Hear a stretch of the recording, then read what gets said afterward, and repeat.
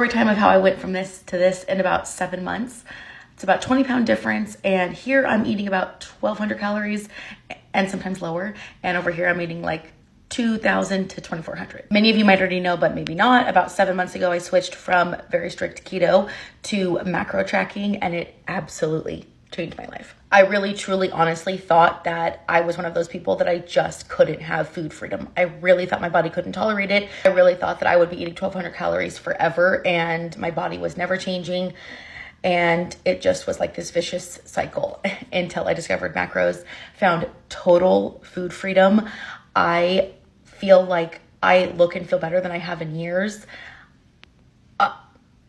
Tracking macros has just really, truly changed my life. So much so that I decided to go to school and become a certified macro coach. I want to help more people because I know there's people out there who felt like me, felt like there was nothing else for them. But I'm telling you, this might be it. I just posted about it on my Instagram stories. Go ahead over there. I have a wait list going.